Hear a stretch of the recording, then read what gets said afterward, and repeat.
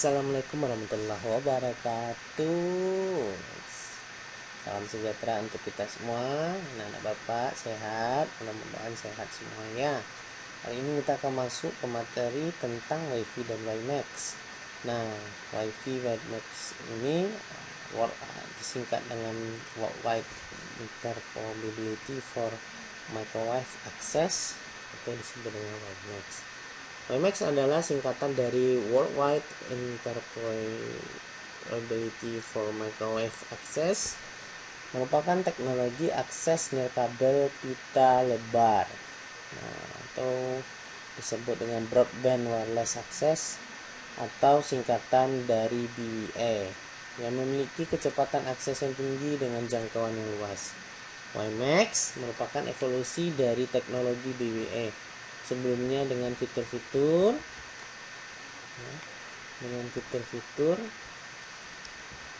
yang lebih menarik. Selain itu juga memberikan kecepatan data yang tinggi dengan kecepatan dari sampai 100 Mbps. Nah, hal yang membedakan WiMAX dengan WiFi adalah standar teknis yang bergabung di dalamnya. Jadi jika WiFi itu menggabungkan standar IEEE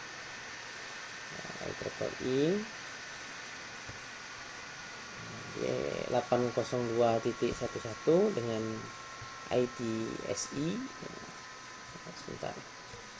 dengan ITSI European Telecommunication Standard Institute Hyperland sebagai standar teknis yang cocok untuk keperluan wireless LAN, sedangkan WiMAX itu merupakan penggabungan antara standar IEEE 802.16 dengan standar ITSI Hyperman.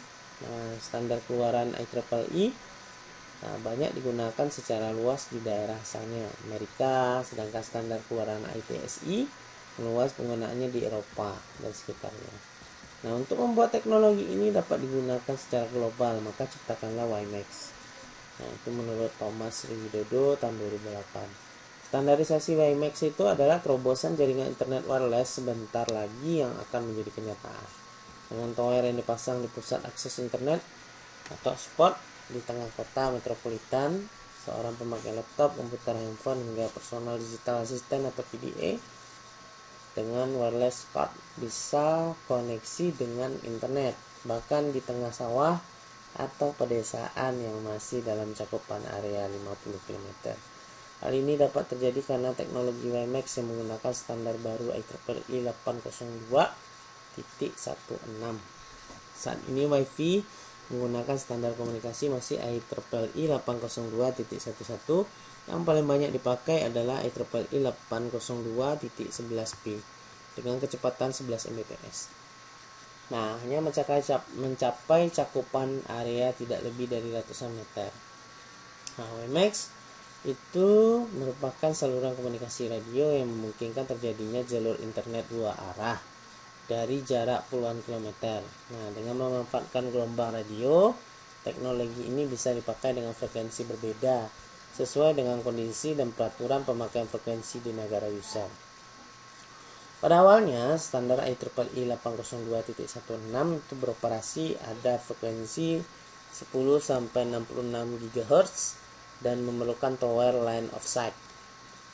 Tapi pengembangan IEEE 802.16a yang disahkan pada bulan Maret 2004 merupakan frekuensi yang lebih rendah, yaitu sebesar 2-11 GHz, sehingga mudah diatur dan tidak memerlukan line of sight. Cakupan area yang dapat dikonverge sekitar 50 km dan kecepatan transfer data sebesar 70 Mbps. Pengguna tidak akan kesulitan dalam mengulur berbagai macam kabel, apalagi WiMAX mampu menangani sampai ribuan pengguna sekaligus. Jadi kalau kita prediksi, ini ada bagannya, grafik prediksi perkembangan penggunaan WiMAX pada tahun 2008. Prediksi perkembangan pemakaian WiMAX akan terus berkembang dari tahun ke tahun. Nah, seperti itu. Ini kita lansir dari sumber www.subscript.com WiMAX. Jadi Intel akan mulai memasang antena luar ruangan WiMAX sebagai tahap pengembangan Wi-Fi. Teknologi Wi-Fi dan WiMAX akan saling melengkapi. Nah, Wi-Fi untuk jangkauan jarak dekat di seputar kampus atau kantor, sedangkan WiMAX untuk memfasilitasi sebuah kota dengan akses wireless internet. Pada akhirnya diperkirakan hampir semua laptop PDA dan piranti Information and Communication Technology atau ICT itu lainnya akan kompatibel dengan fitur Wi-Fi dan WiMAX. Nah, ini sudah Bapak catatkan di modul penjelasan ini. Nah, seperti dapat kita lihat. Kemudian keuntungan WiMAX itu ada beberapa keuntungan dengan adanya WiMAX jika dibandingkan dengan Wi-Fi, antara lain sebagai berikut. Yang pertama, para produsen itu mikroelektronik akan mendapatkan lahan baru untuk dikerjakan. Jadi dengan membuat chip-chip yang lebih general yang dapat dipakai oleh banyak produsen perangkat wireless untuk membuat PBA-nya. Nah, para produsen perangkat wireless itu tidak perlu lagi mengembangkan solusi end-to-end bagi penggunanya karena sudah tersedia standar yang jelas. Yang kedua, operator telekomunikasi itu dapat menghemat investasi perangkat karena kemampuannya WiMAX dapat melayani pelanggannya dengan area yang lebih luas dan dengan kompatibilitas yang lebih tinggi. Jadi yang ketiga, pengguna akhir akan mendapatkan banyak pilihan dalam berinternet. Nah, WiMAX itu merupakan salah satu teknologi yang dapat memudahkan kita untuk koneksi dengan internet secara mudah dan berkualitas. Memiliki banyak fitur yang selama ini belum ada pada teknologi Wi-Fi dengan standar IEEE 802.11, standar IEEE 802.16. Digabungkan dengan EDSI Hyperman, maka dapat melayani pangsa pasar yang lebih luas. 5 dari segi konvergensinya saja mencapai 50 km maksimal. Jadi WiMAX itu sudah memberikan kontribusi yang sangat besar bagi keberadaan wireless LAN. Kemampuan untuk mengantarkan data dengan transfer rate yang tinggi dalam jarak jauh dan akan menutup semua celah broadband yang tidak dapat terjangkau oleh teknologi kabel dan digital subscriber lain. Nah, yang keenam itu dapat melayani para subscriber baik yang berada pada posisi line offset atau loss maupun yang memungkinkan untuk tidak line offset. WiMAX itu memang dirancang untuk melayani baik para pengguna yang memakai antena tetap fixed wireless maupun untuk yang sering berpindah-pindah tempat. WiMAX ini tidak hanya dapat melayani para pengguna dengan antena tetap saja, misalnya pada gedung-gedung perkantoran, rumah tinggal, toko-toko dan sebagainya. Bagi para pengguna antena indoor, notebook, PDA, PC yang sering berpindah tempat dan banyak lagi perangkat mobile lainnya memang telah kompatibel dengan standar-standar yang dimiliki WiMAX. Jadi perangkat WiMAX ini juga mempunyai ukuran kanal yang bersifat fleksibel, sehingga sebuah BTS dapat melayani lebih banyak pengguna dengan range spektrum frekuensi yang berbeda-beda. Nah, dengan ukuran kanal spektrum yang dapat bervariasi ini, sebuah perangkat BTS dapat lebih fleksibel dalam melayani pengguna. Range spektrum teknologi WiMAX termasuk lebar, dengan didukung dengan pengaturan kanal yang fleksibel, maka para pengguna nanti tetap dapat terkoneksi dengan BTS selama mereka berada dalam range operasi dari BTS. Fasilitas Quality of Service atau QoS juga diberikan oleh teknologi WiMAX ini. Sistem kerja media akses kontrol pada data link layer yang koneksi oriented memungkinkan digunakan untuk komunikasi video dan suara. Nah, pemilik Internet Service Provider atau ISP juga dapat membuat berbagai macam produk yang dapat dijual dengan memanfaatkan fasilitas ini, seperti membedakan kualitas servis pada pengguna rumahan dan juga tingkat perusahaan, membuat bandwidth yang bervariasi, fasilitas tambahan dan banyak lagi.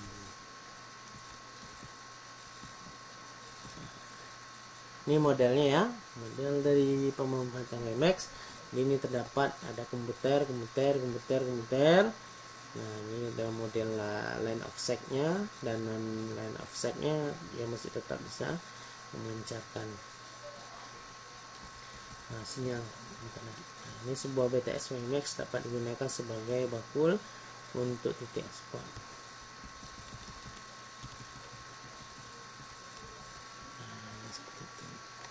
Jadi standar IEEE 802.16 itu merupakan keluaran dari organisasi IEEE, jadi sama dengan 802.11. Jadi standar yang khusus dibuat untuk mengatur komunikasi lewat media wireless. Nah, yang membedakannya adalah WiMAX mempunyai tingkat kecepatan transfer data yang lebih tinggi dengan jarak yang lebih jauh, sehingga kualitas layanan menggunakan komunikasi ini dapat digolongkan ke dalam kelas broadband. Standar ini sering disebut dengan Air Interface for Fixed Broadband Wireless Access System atau interface udara untuk koneksi broadband. Nah, sebenarnya standarisasi IEEE 802.16 ini lebih banyak mengembangkan hal-hal yang bersifat teknis dari layar fisikal dan layar data link atau MIC. Dari sistem komunikasi BWA, versi awal dari standar 802.16 ini dikeluarkan oleh IEEE pada tahun 2002. Pada versi awal ini perangkat 802.16 ini beroperasi dalam lebar frekuensi 10-66 GHz dengan jalur komunikasi antar perangkatnya secara line of sight. Terus bandwidth yang diberikan oleh teknologi ini sebesar 32-134 Mbps dalam area coverage maksimal 5 km. Jadi kapasitasnya itu dirancang nanti mampu menampung ratusan pengguna setiap satu BTS. Dengan kemampuan semacam ini, teknologi perangkat yang menggunakan standar 802.16 cocok digunakan sebagai penyedia koneksi broadband melalui media wireless. Nah, perbedaan teknis antara 802.11 dengan 802.16 dapat dilihat seperti gambar di bawah ini. Jadi kalau di 802.11 jaraknya itu di bawah 9 km, sementara 802.16 itu hingga 50 km. Nah, perbedaan teknisnya ada 256 FFT sistem signalnya ciptakan fitur ini. Nah, sementara coverage optimal jika bekerja di dalam ruangan, sementara kalau untuk 802.16 dirancang untuk penggunaan di luar ruangan. Kalau untuk skalabilitasnya, skala penggunaannya hanya dalam tingkat LAN yang untuk 11 ya. Kalau misalnya untuk 16 itu dalam frekuensi kanalnya dapat bervariasi. Nah, untuk bitrate-nya 2,7 bps per IZ hingga 52 Mbps. Dengan kanal itu 20 MHz. Jadi 5 Mbps per Hz sehingga 100 Mbps dalam kanal 20 MHz. Nah, untuk QoS nya tidak mendukung kalau untuk 8011. Kalau untuk yang 16 802.16 itu 802.16 itu QoS nya dibuat dalam layar MAC. Nah, ini adalah perbedaannya. Jadi ada terstandarisasi spektrum kondisi kanal, bitrate, modulasi, mobilitas, frekuensi per kanal, radius per sel. Modelnya kemudian ada namanya topologi jaringan WiMAX. Nah, topologi jaringan WiMAX ini dapat dibagi nanti menjadi dua kategori besar. Ada nama point to multipoint atau PMP dan point to point, serta dikembangkan menjadi jaringan yang berbentuk mesh. Nah, pada topologi mesh ini BS digunakan sebagai interface core network, sementara untuk menjangkau pelanggan yang berada di luar jangkauan 1 BS. Jadi terminal pelanggan atau CPE dapat bertindak sebagai router dari Peter bagi terminal pelanggan lainnya. Nah, tentunya pelanggan di sini akan menjadi lebih kompleks karena harus dilengkapi dengan kemampuan routing. Jadi melalui cara ini akan diperoleh penambahan coverage jaringan secara signifikan. Nah, namun dalam pengembangannya topologi mesh itu merupakan topologi opsional. Jadi masih ada pilihan ya opsional, yang berarti tidak harus diadopsi dalam sistem WiMAX. Topologi PMP ini biasanya digunakan untuk melayani akses langsung ke pelanggan. Jadi dalam topologi ini BS WiMAX digunakan menghandle beberapa SS. Kemampuan dari subscriber tergantung dari tipe QoS yang ditawarkan operator.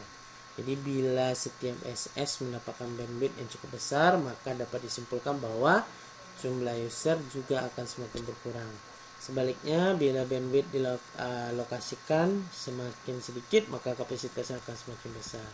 Sedangkan topologi P2P itu dapat digunakan untuk backhaul maupun dapat juga digunakan untuk komunikasi antara BS dan BS WiMAX dengan single SS. Nah, untuk konfigurasi secara umum jaringan WiMAX, nah itu dapat dilihat bahwa konfigurasi jaringan akses WiMAX terdiri dari base station atau BS yang Bapak bilang tadi, kemudian subscriber station dan transmit site. Base station itu dihubungkan secara point to point untuk melayani pelanggan sampai radius berapa puluh kilometer. Jadi tergantung pada frekuensi daya pancar dan sensitivitas penerima. Jadi base station biasanya satu lokasi dengan jaringan operator. Nah, sedangkan subscriber station itu terdapat di pelanggan beberapa fixed, portable maupun mobile. Jadi konfigurasi jaringan WiMAX ini dapat dilihat gambarnya seperti ini ya, hampir sama dengan ini tadi. Ya, ada nama IP, access point, SSS, subscriber station, base station, BS, point to multipoint, point to point. Jadi konfigurasi jaringan WiMAX itu pada gambar 2.4 itu merupakan konfigurasi untuk jenis pelanggan yang fix atau tidak bergerak maupun bergerak tetapi dengan pergerakan yang terbatas atau limited mobility. Nah, ini ada modelnya, jadi ada namanya SSS tadi, subscriber station atau customer premise equipment. Jadi merupakan perangkat yang berada di pelanggan dan terdiri dari 3 bagian, yaitu modem, radio, antena. Modem itu merupakan termuka antara jaringan pelanggan dan broadband access network, sementara BS itu merupakan perangkat receiver yang berhubungan dari atau ke pelanggan. Jadi base station itu terdiri dari satu atau lebih radio transceiver, di mana setiap radio transceiver itu terhubung ke beberapa CPE. Di dalam area sektorisasi. Nah, radio modem itu merupakan terhubung dengan multiplexer. Contohnya adalah switch, di mana pada switch terjadi pengumpulan trafik dari berbagai sektor dan meneruskan trafik tersebut ke router yang menyediakan koneksi ke jaringan ISP. Sedangkan konfigurasi jaringan WiMAX untuk aplikasi MAN atau Metropolitan Area Network adalah sebagai berikut. Nah, ini ada modelnya.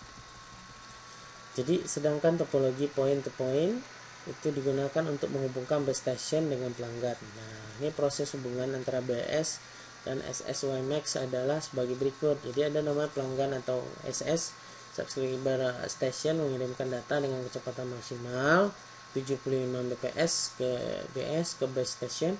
Base station akan nanti menerima sinyal dari pelanggan dan mengirimkan sinyal tersebut ke switching center dengan protokol IEEE 802.16. Jadi melalui jaringan wireless atau kabel. Kemudian switching itu center akan mengirimkan pesan ke internet service provider atau ISP atau public switching telepon network. Nah, ini ada model parameter standar IEEE-nya. Nah, ini ada modelnya.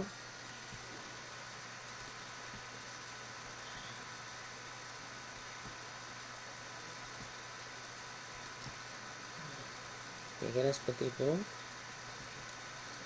Ini ada modelnya ya, parameter IEEE. Jadi standar IEEE 802.16D itu merupakan varian dari standar IEEE 802.16 yang digunakan untuk aplikasi akses fix. Kemudian perangkat CPE yang biasa digunakan untuk aplikasi fixed terdiri dari outdoor unit, antena, dan indoor unit modem yang instalasinya dilakukan oleh teknisi. Sedangkan perangkat lain berupa indoor unit dan self installable yang instalasinya nanti dapat dilakukan sendiri oleh pelanggan. Nah, standar IEEE 802.16d diluncurkan pada Juni 2004 menggunakan pengembangan dari standar IEEE 802.16a.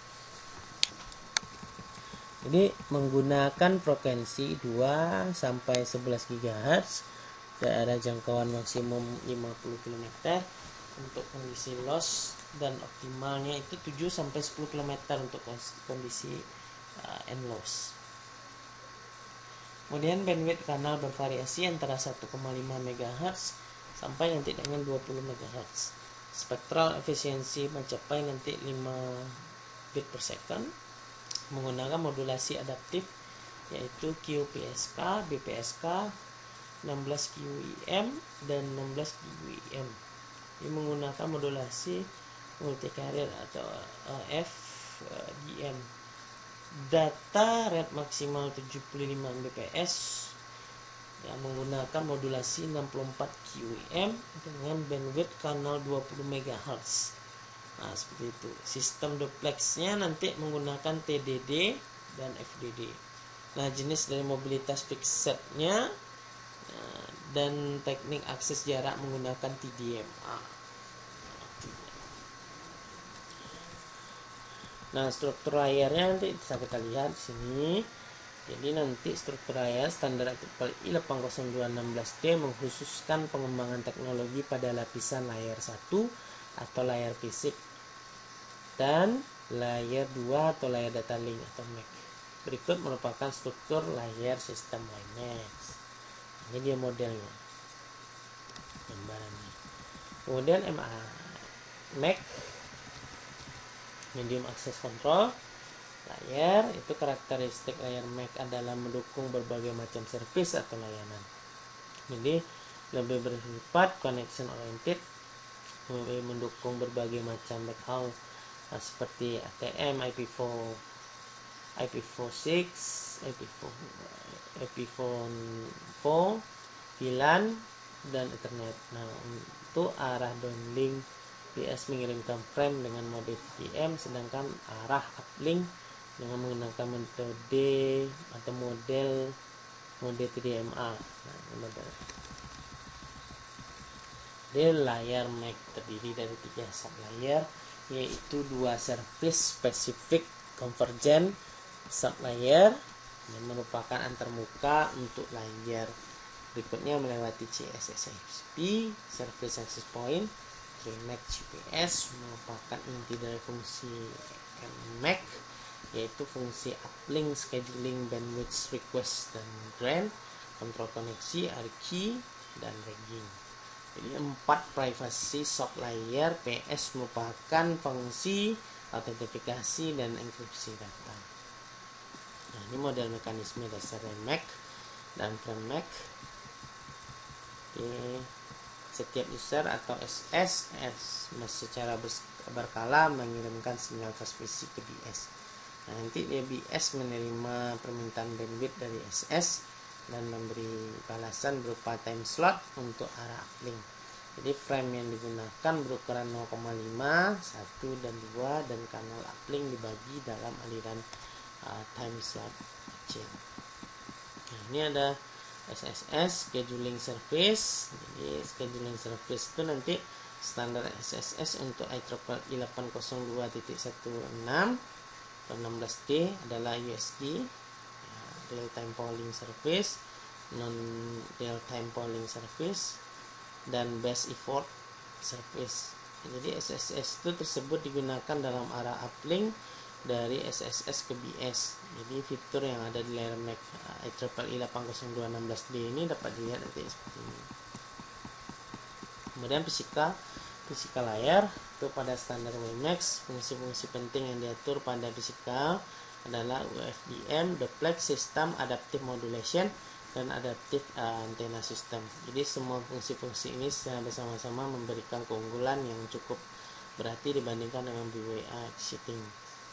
Jadi dengan teknologi FDM memungkinkan komunikasi berlangsung dalam kondisi multipath, loss dan end loss. Nah, jadi loss dan end loss antara BS dan SS. Mungkin itu aja siswa dan siswi Bapak. Selamat belajar, mudah-mudahan berfaedah. Silakan ditambah lagi materi ini dengan memanfaatkan media yang ada. Wabillahi taufiq wal hidayah. Assalamualaikum warahmatullahi wabarakatuh.